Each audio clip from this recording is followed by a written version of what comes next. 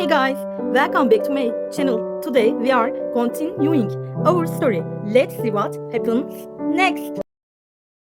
Amalia was charging into the attack with unrestrained speed, but for me, time seemed to stand still for fractions of a second. She's going to kill me. She'll pierce me with her sharp claws. Tear me apart with magic. My panicked thoughts were abruptly cut short by the frantic pounding of my own heart. I thought about escaping Amalia by ducking behind the back of the nearest vampire I could find. But everyone was standing too far away, and Amalia was impossibly fast. In an instant, my vision was clouded with red. A burning pain engulfed my entire body, and I screamed. Then, just as suddenly, the torment stopped. Amalia was thrown backward into the tables by a powerful surge of energy. She crashed straight into the buffet, sending shards of crystal raining down across the floor. "Sorry, Amalia," Camille said calmly. "You got a bit carried away. I had to intervene just a little." "Guards!" Richard barked. The guards rushed forward to Amalia's side and helped her to her feet. Richard wrapped his arm around my waist, his gaze sliding over my body as he searched for any signs of injury. I seemed to be okay. Not injured, no blood, no pain either. But the sensations are still so strange. It's as if Amalia's magic stirred something deep within me. The vampires remained standing in the exact same spots as before Amalia's attack. Some were whispering excitedly, while others sipped bloody drinks from their glasses, casting sidelong glances as they waited for a spectacle. They aren't even surprised, as if it's completely normal to attack a human in the middle of a ball. The human guests in the hall had been pushed back against the walls, where they watched the hosts of the celebration with anxious eyes. Then, Richard's voice boomed beneath the vaulted ceiling. All extraneous noise instantly ceased. "Amalia, have you gone mad? What made you think you could question my choice?" Amalia's hostile expression softened. Despite her many bleeding wounds, she bowed low before him. "My lord, forgive me. I haven't seen you in such a long time, and when you appeared with a human bride." She seemed to be carefully choosing her words, taking care not to betray Richard's secrets, though she continued to glare at me as if I were a threat. "Forgive me, my lord, but a human bride is a challenge to the entire Midnight Abode. If she were gone, you could avoid so many problems. I was ready to take the fall myself, and now, I am ready to bear my punishment." Richard clenched his jaw tightly. Clearly, Amalia was one of his key confidants, but he knew he had to punish her. The surrounding vampires were thrilled by the drama. Their satisfaction was hidden behind serious faces, cloaked in the shadow of dark pleasure. I felt deeply uncomfortable participating in any of this. Armand stepped out from behind the crowd of vampires with a light, measured stride, taking a position right between Amalia and Richard. "My lord, as your advisor, allow me to resolve this situation in the best way possible." Armand offered a reassuring smile. His warm demeanor radiated effortless confidence. The sarcasm with which he had previously dismissed me as Richard's bride had completely vanished into thin air. "I allow you, Armand, as my advisor, to offer your counsel," Richard agreed. "As you wish," Armand began. "I would like to remind everyone here of a vital law of the abode. Amalia attempted to commit murder, and her intended victim was Elise. The law clearly states that if a vampire attempts to kill a superior in status, the victim of the attack decides the severity of the punishment. Since our lord has introduced his bride, her status is higher than that of any vampire in this hall." "Here we go," Amalia muttered. "As you once said, my lord," Armand continued, "if we condone the violation of one law, subjects will soon begin to violate others." "Did I say that?" Richard asked. "Yes, my lord, I remember all of your words." "How wise of me," Richard mused. "Elise, make a decision." "Me," I stammered. The judging eyes of every vampire in the room locked onto me. This was my opportunity to make a statement. If I demanded a harsh punishment, it would win me enemies, but they would know that attempting to attack me comes at a heavy cost. On the other hand, Amalia is Richard's ally and an important figure in the abode. Depriving him of her support would weaken his position. "I believe that everyone deserves a second chance," I announced firmly. "I hope that you, Amalia, will extend the same grace to me." The vampires were caught off guard by my clemency, and Amalia looked equally stunned. A subtle smile crossed Richard's face. "Today is a special celebration for my fiancé and me," I added. "Let's return to the festivities." Richard gently took my arm. "My bride is my merciful heart." It seemed that such grace was the last thing anyone expected from me, making a remarkably strong impression on the guests. Moments later, Amalia was quietly led away by the guards. Amalia was led away by the guards. She needed immediate medical attention after collapsing onto the buffet table. The festive mood never returned to the guests.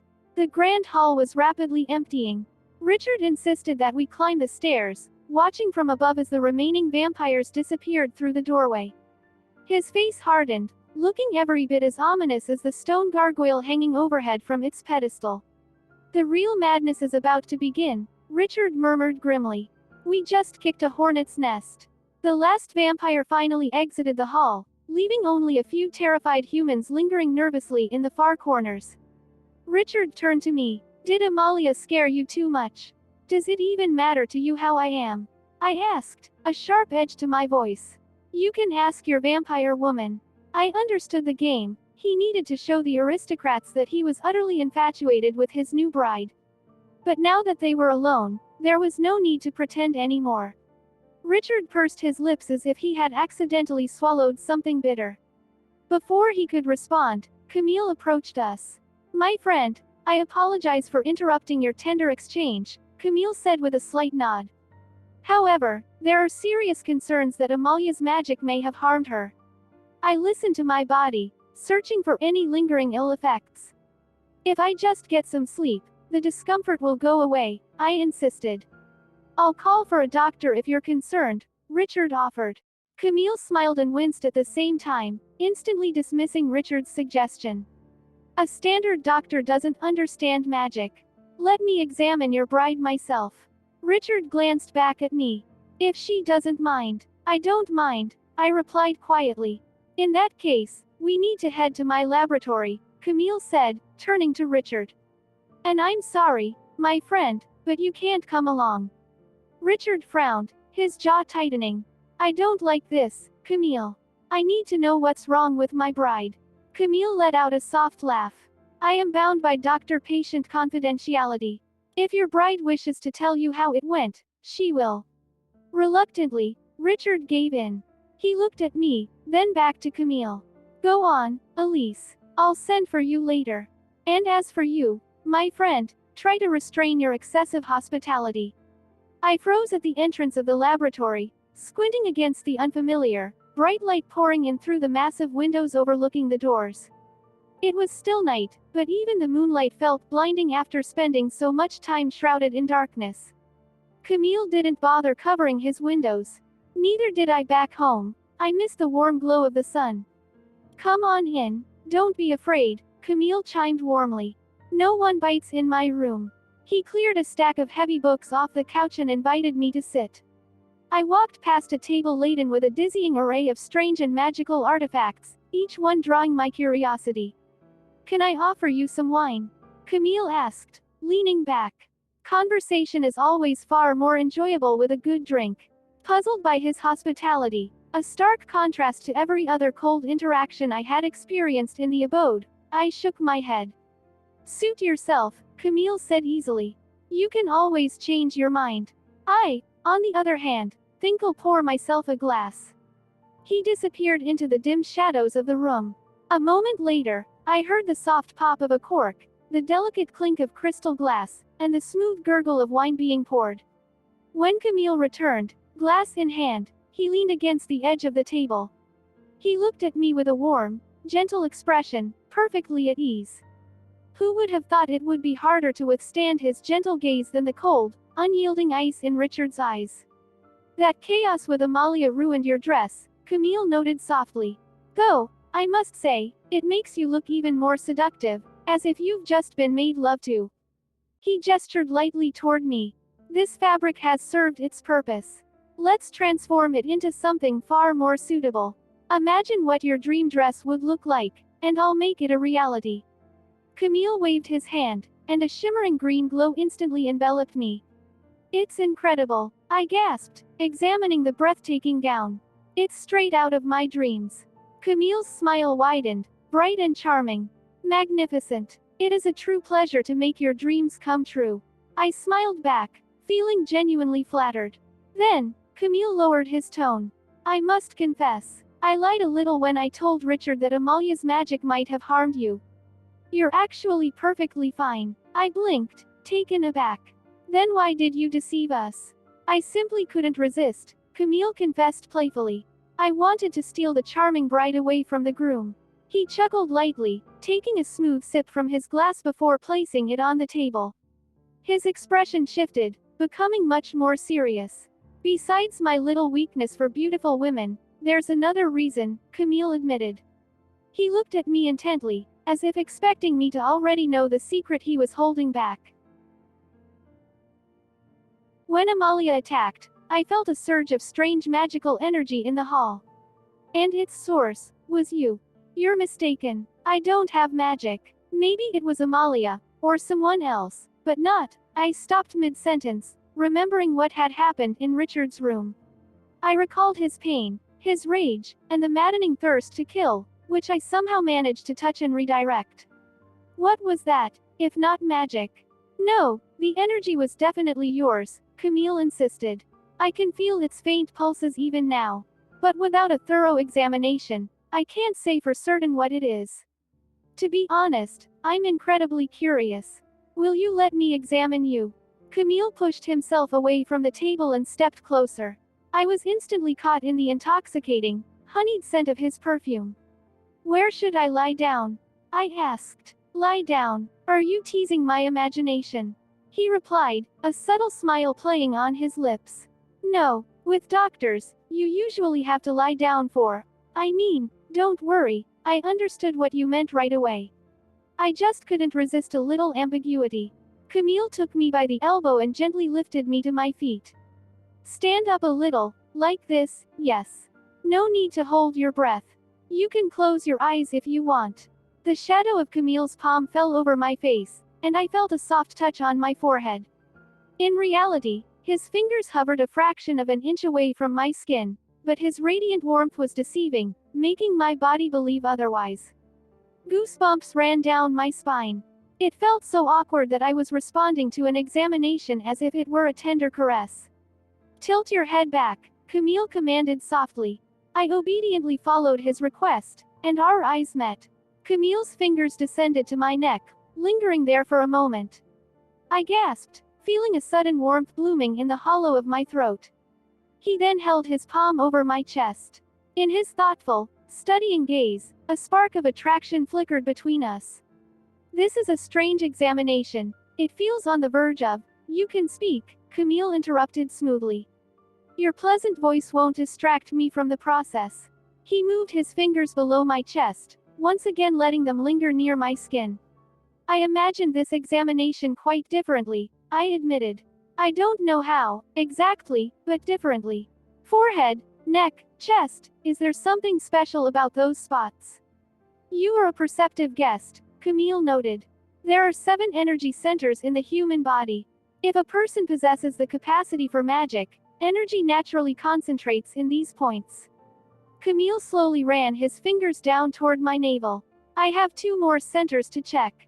Don't be embarrassed. His exploratory touch moved lower, brushing past my lower back. I flushed with sudden embarrassment. And the last one, Camille murmured. Oh, you have remarkably strong energy in the lower points. What does that mean? It means that men should fight for the happiness of having such a voluptuous girl as their mistress. Camille laughed, breaking the tension with his rich, velvety voice. I got a little carried away, but we're done. He rushed over to his desk, searching for a sheet of paper and a pen amid the chaotic clutter of vials, books, and magical instruments. Curious. Wait a second, let me make a note of this. As I suspected, that unfamiliar energy originated from you. So, I'm a mage? I asked, wide-eyed. Not quite accurate, but more yes than no. Are you kidding? If I had magic, my life would be completely different. That's right. If nature had endowed you with natural abilities, sorcerers would have identified them back in your childhood. You would have been placed in a special school for training, and then attended a university, just as I did. But the lives of most mages are no different from ordinary people's. Unfortunately, there's just as much banality and boredom in their daily existence. Camille spoke of it as if it were a dreary drizzle he was forced to watch from the window of his luxurious laboratory. It's a common story when weak mages can't pay off their student loans and end up selling their abilities to factories, a truly inglorious existence. But that goes without saying. Let's talk more about life another time. Your energy is quite strong, and the real mystery is that it isn't natural.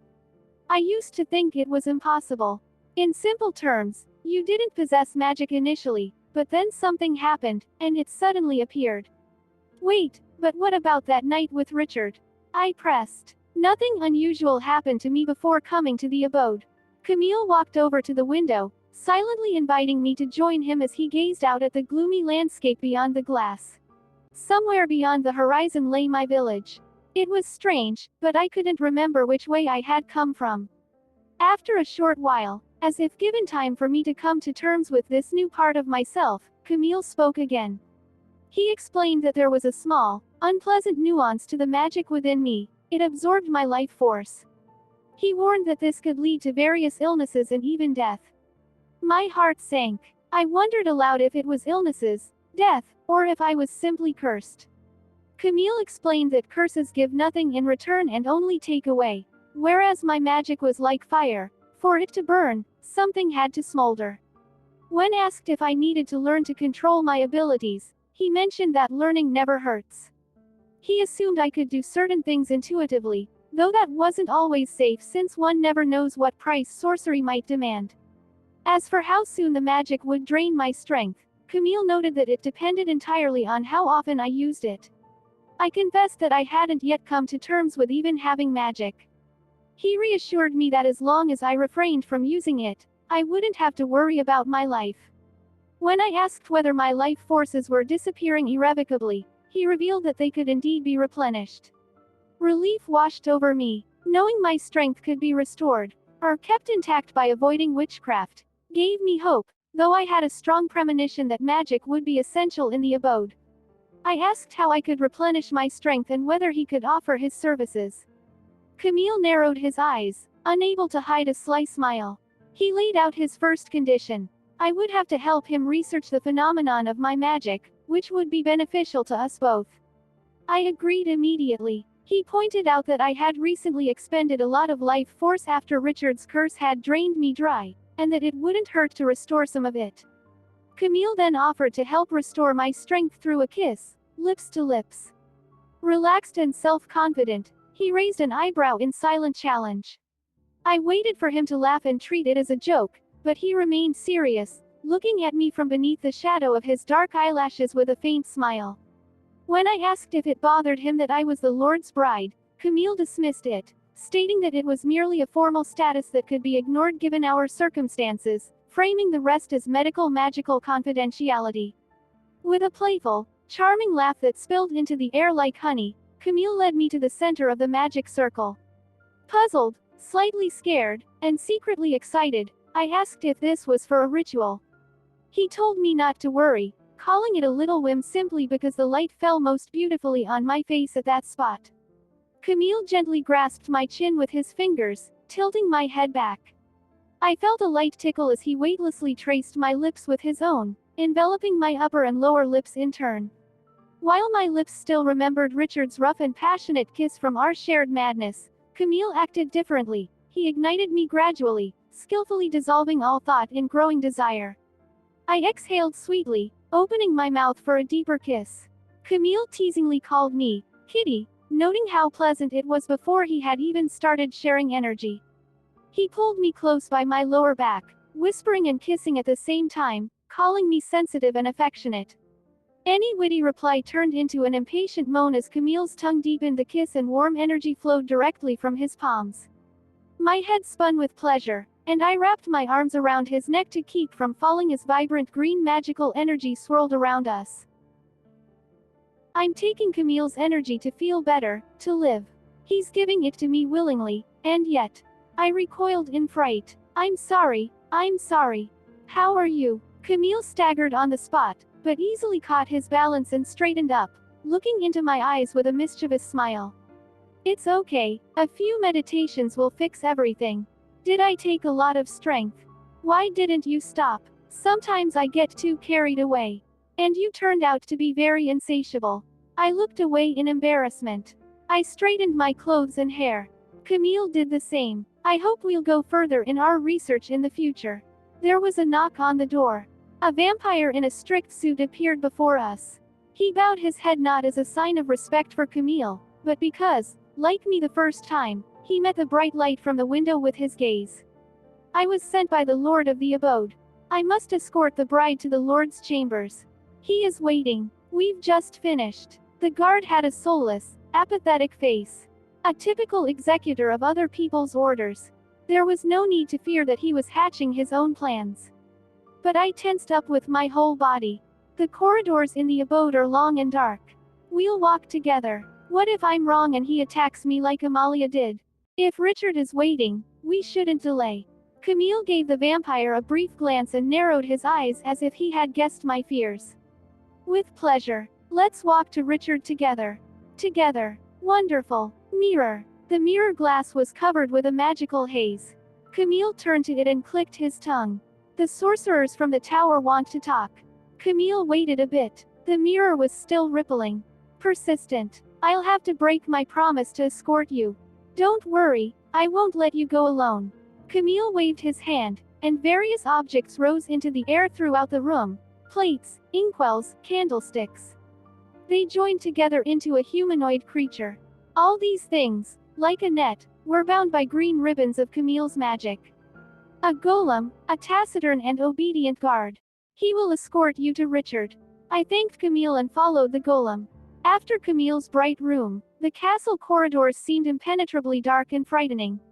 I kept my distance from my silent companion. In silence, we meandered through a maze of narrow and wide passages. I'm confused. These corridors all look the same. It would be nice to walk back and forth during the day to remember what is where.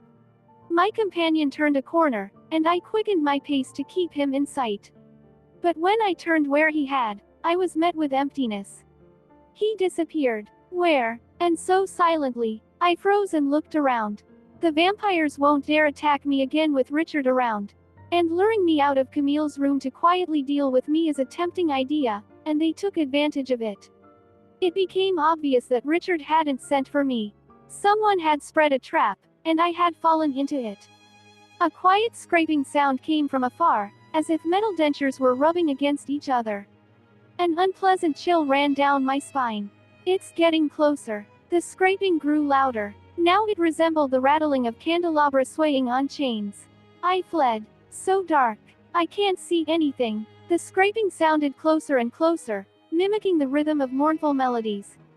They were playing with me, driving me to hysteria. It felt like a ferocious predator was following me on my heels. What should I do? This was the most logical decision. In the moment of horror, I relied on the Lord's power, as I would have hoped the village guards would deal with robbers. Richard will protect me. I just need to make it. My legs were tangled in the folds of my skirt. Hush! I was caught off guard. Oh, no! I felt the floor disappear from under my feet, felt myself being grabbed from behind, and as if in a dance, with 3 waltz movements, dragged into pitch darkness. Oh, air! I squeezed my eyes shut, preparing for pain, for a dagger straight to my heart. Someone's stone-like body pressed against my chest. My back hit the damp, slippery wall. Hot air, like a flame, touched my skin. Dim light reached my trembling eyelids. The killer hesitated. I decided to look into his eyes. Scared, Elise. Armand's face froze a millimeter from mine. A calm smile, a smooth forehead. Clear blue eyes, in the transparent pool of which lurked a threat. After Camille's bright room, the castle corridors seemed impenetrably dark and frightening. I kept my distance from my silent companion. In silence, we meandered through a maze of narrow and wide passages. I'm confused. These corridors all look the same. It would be nice to walk back and forth during the day to remember what is where. My companion turned a corner, and I quickened my pace to keep him in sight. But when I turned where he had, I was met with emptiness. He disappeared. Where? And so silently, I froze and looked around. The vampires won't dare attack me again with Richard around. And luring me out of Camille's room to quietly deal with me is a tempting idea, and they took advantage of it. It became obvious that Richard hadn't sent for me. Someone had spread a trap, and I had fallen into it. A quiet scraping sound came from afar, as if metal dentures were rubbing against each other. An unpleasant chill ran down my spine. It's getting closer. The scraping grew louder. Now it resembled the rattling of candelabra swaying on chains. I fled. So dark. I can't see anything. The scraping sounded closer and closer, mimicking the rhythm of mournful melodies. They were playing with me, driving me to hysteria. It felt like a ferocious predator was following me on my heels. What should I do? This was the most logical decision. In the moment of horror, I relied on the Lord's power, as I would have hoped the village guards would deal with robbers. Richard will protect me. I just need to make it. My legs were tangled in the folds of my skirt. Hush! I was caught off guard. Oh, no! I felt the floor disappear from under my feet, felt myself being grabbed from behind, and as if in a dance, with 3 waltz movements, dragged into pitch darkness. Oh, air! I squeezed my eyes shut, preparing for pain, for a dagger straight to my heart. Someone's stone-like body pressed against my chest. My back hit the damp, slippery wall. Hot air, like a flame, touched my skin. Dim light reached my trembling eyelids. The killer hesitated. I decided to look into his eyes. Scared, Elise. Armand's face froze a millimeter from mine. A calm smile, a smooth forehead. Clear blue eyes, in the transparent pool of which lurked a threat. You. Where are your manners, Lady Elise? It seems we haven't drunk on brotherhood to switch to using you with each other. Armand pressed me against the wall, keeping his hand just below my collarbone. I took a shallow breath. Armand eased his pressure, as if he wasn't going to hold me any longer, but he didn't remove his hand. The disappearance of the escort, the scary sounds, he orchestrated it all. Scared me, dragged me here. He doesn't plan on letting me go. And he's not killing me yet. I remembered how Armand used magic on me when I tried to escape Richard's chambers. My body went limp then, became obedient. If he uses magic now, I'll lose control of myself. Armand is waiting for a reason to use magic, like back then. I won't let him do that. I smiled, showing that I wasn't going to resist. I spoke without fear in my voice. And it seems to me that the fact that you're pressing me against the wall is enough to switch to using you with each other, Armand. If that's not the case, then please remove your hand. Sorry, but I'll have to break etiquette. Armand didn't fall for the trick, but I had another one up my sleeve. I raised my chin. What do you want, Armand? I will ask questions, and you try to answer them, please. His please, woven into the phrase as if out of habit, sounded like a hidden threat. Armand had already pushed me towards death once. He could undoubtedly do it again if I didn't play by his rules. Foolishly, I had fallen into a trap. Armand was in complete control of the situation, and I wanted him to lose that control. I stood on my tiptoes. His palm slid from my collarbone to my chest. My heart pounded wildly with anxiety and excitement.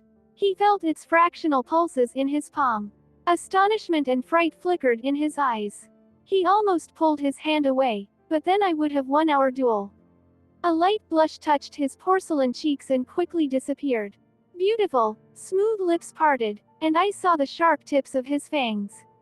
Do you understand what you've done? I can feel your fragile human heart beating, pumping blood through your veins. Disgustingly fussy and incredibly tempting. You won't bite, you won't break the rules as stupidly and artlessly as she did. He exhaled as if clearing his head of obsessive thoughts. He fixed his gaze on my face. Amazing insight for a human. His palm lightly touched my chest, enough to use magic. I could still risk it and break free. Perhaps the right moment had come, but he smiled disarmingly, and I froze, my gaze riveted to his beautiful features. A flawless face. Among all the vampires of the abode that I met at the ball, there was no one as outwardly perfect. Not only was I looking at him, but he was doing the same. You have beautiful aquamarine eyes, clear as a tear. It's sad that you give yourself to men who will splash on their surface and never dive into the depths. You reek of the sorcerer. A gifted but empty little man. If he had looked into your eyes for real, he would have noticed that a monster is hiding at the bottom of this clear sea.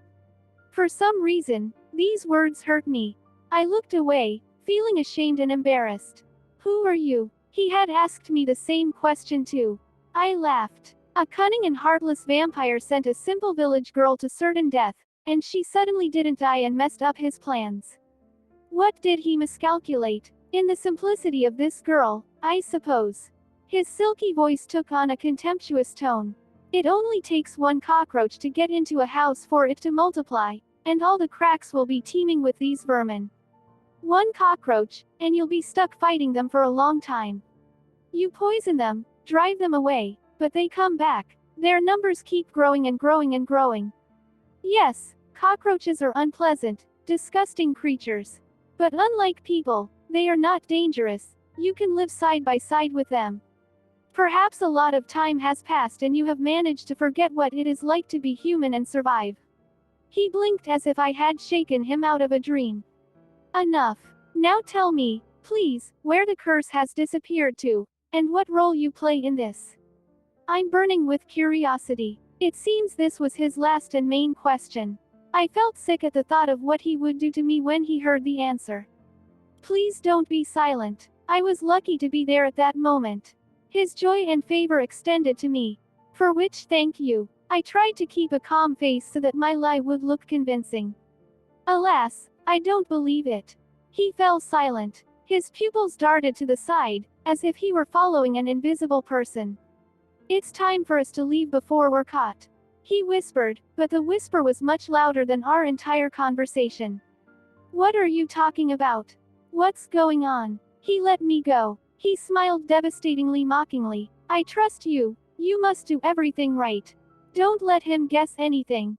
He emerged from the darkness behind his shoulder in the passage.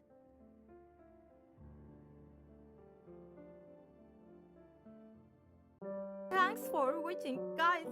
If you like this video, don't forget to subscribe and like. See you in the next episode. Bye.